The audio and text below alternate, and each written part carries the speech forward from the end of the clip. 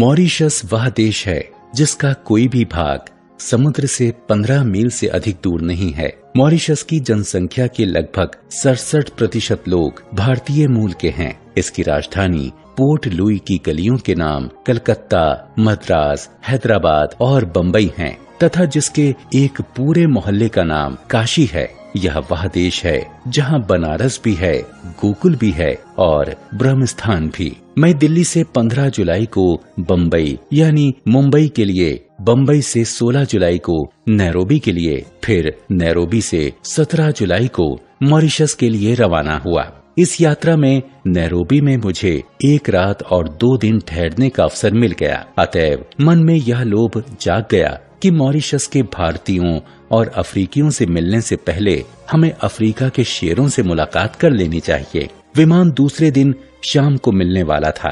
अतएव हम जिस दिन नैरोबी पहुँचे उसी दिन भारतीय दूतावास के उच्चायुक्त श्री भाटिया के साथ नेशनल पार्क घूमने निकल गए। नैरोबी का नेशनल पार्क चिड़ियाघर नहीं है। यह शहर से बाहर एक बहुत बड़ा जंगल है जिसमें घास अधिक तथा पेड़ कम हैं। जंगल में सर्वत्र अच्छी सड़कें बिछी हुई हैं और पर्यटकों की गाड़ियां उन पर दौड़ती ही रहती हैं। हमारी गाड़ी को भी काफी देर तक दौड़ना पड़ा, परंतु शेर कहीं दिखाई नहीं पड़े। अंत में 10-20 मील के अंदर हर सड़क छान लेने के बाद हम उस जगह पर जा पहुँचे जहाँ उस दिन कुछ शेर आराम कर रहे थे। वहाँ जो कुछ हमने देखा वह जन्म भर न भूलेगा। कोई 7-8 शेर लेटे या सोए हुए थे और उन्हें घेरकर 8-10 मोटरें खड़ी थीं। हैरानी की बात यह कि शेरों को यह जानने की कोई इच्छा नहीं थी कि उन्हें देखने को आने वाले लोग कौन हैं। मोटरों में शीशे चढ़ाकर उनके अंदर बैठे लोगों की ओर शेरों ने कभी दृष्टिपात नहीं किया, मानो हम लोग तुच्छाति तुच्छ हों और उनकी नजर में आने योग्य बिल्कुल नहीं हूँ। हम लोग वहाँ आधा घंटा ठहरे होंगे। इस बीच एक शेर ने उठकर जम्हाई ली, दूसरे ने देह तानी, तीसरे ने सोई हुई शेरनियों को टक्कर मारी, पर हमारी ओर किसी भी शेर ने नजर नहीं उठाई। हम लोग पेड़ पौधे और खरपात से भी बदतर समझे गए।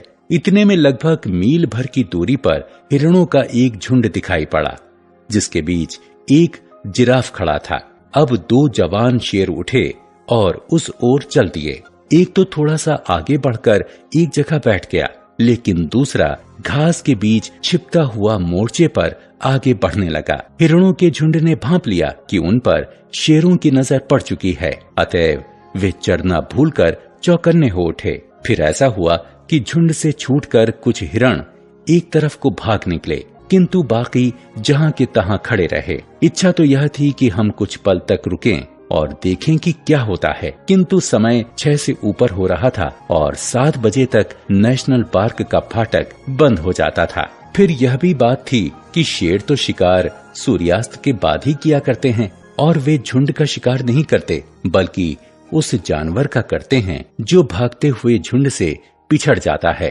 अब यह बात समझ में आई कि हिरण भागने को निरापद नहीं समझकर एक गोल में क्यों खड़े थे। नैरोबी से मॉरिशस तक हम जिस विमान में सवार हुए, वह विमान नैरोबी से 4 बजे शाम को उड़ा और 5 घंटे की निरंतर उड़ान के बाद जब मॉरिशस पहुंचा, तब वहां रात के लगभग 10 बज रहे थे। घना अंधेरा था और पानी बरस रहा था। फिर भी हमारे स्वागत में काफी लोग खड़े थे। हवाई अड्डे पर स्वागत का नजारा देखकर यह समझने में देर नहीं लगी कि हम जहां आए हैं वह छोटे पैमाने पर भारत ही है। मॉरिशस द्वीप का क्षेत्रफल लगभग 2040 वर्ग किलोमीटर है। यह द्वीप हिंद महासागर का रत्न कहलाता है। मॉरिशस के भारतीयों में से अधिकांश बिहार और उत्तर प्रदेश के लोग हैं, इसलिए हिंदी का मॉरिशस में व्यापक प्रचार है।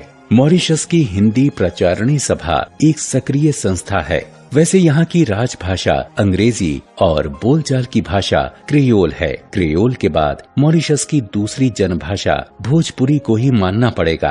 प्रायः सभी भारतीय भोजपुरी बोलते हैं अथवा उसे समझ लेते हैं। यहाँ तक कि भारतीयों के पड़ोस में रहने वाले चीनी भी भोजपुरी बखूबी बोल लेते हैं। किंतु मॉरिशस की भोजपुरी में फ्रांसीसी के इतने संज्ञा पद घुस गए हैं कि आपको बार बार शब्दों के अर्थ पूछने पड़ेंगे। इसके बावजूद हिंदी और भोजपुरी मॉरिशस निवासी भारतीयों को एक सूत्र में बांधे हुए हैं और मॉरिशस को भारत के साथ बांधने का काम भी हिंदी ही कर रही है। मॉरिशस में हिंदू संस्कृति की रक्षा का काम हमारे पवित्र ग्रंथ रामायण और रामचरितमानस ने किया है। मॉरिशस में गन्ने की खेती और उसके व्यवसाय को जो सफलता मिली है वह भारतीय वंश के लोगों के कारण मिली है। सारा मॉरिशस देश कृषि प्रधान द्वीप है क्योंकि चीनी वहाँ का प्रमुख एवं एकमात्र उद्योग है। मॉरिशस के प्रत्येक प्रमुख ग्राम में शिवालय होता है तथा वहाँ बसे हिंदू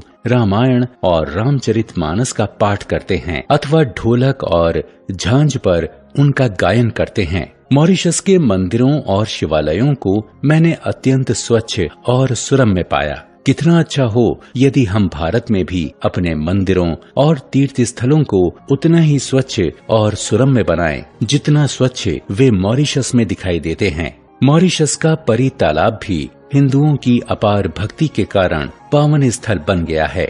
परी तालाब केवल तीर्थ ही नहीं, दृश्य से पिकनिक का स्थान भी है। शिवरात्रि के समय सारे मॉरिशस के हिंदू श्वेत वस्त्र धारण करके कंधों पर कांवड़ दिए जुलूस बांधकर परी तालाब पर आते हैं और इस तालाब का जल लेकर अपने अपने गांव के शिवालयों को लौट जाते हैं। वहां वे इस जल को शिवलिंग पर चढ़ाकर ही अपने घरों में प्रवेश करते हैं। ये सारे काम वे बड़ी ही भक्ति भावना और पवित्रता से करते हैं। सभी वयस्क लोग उस दिन सफेद धोती, सफेद कमीज और सफेद गांधी टोपी पहनते हैं। हाँ, बच्चे हाफ पैंट पहन सकते हैं, लेकिन गांधी टोपी उस दिन उन्हें भी पहननी पड़ती है। परी तालाब पर लगने वाला यह मेला मॉरिशस के प्रमुख आकर्षणों में से एक है और उसे देखने के लिए अन्य धर्मों के लोग भी काफी संख्या में आते हैं। भारत में बैठे बैठे हम यह समझ नहीं पाते कि भारतीय संस्कृति कितनी प्राणवती और चिरायु है। मॉरिशस जाकर हम अपनी संस्कृति की महत्ता का ज्ञान आसानी से प्राप्त कर सकते हैं। जो भारतवासी उस द्वीप में परिस्थितिवश चले गए थे, उन्होंने उस द्वीप को छोटा सा हिंदुस्तान बना डाला। यह ऐसी सफलता की बात है जिस पर सभी भारतीयों को गर्व करना चाहिए।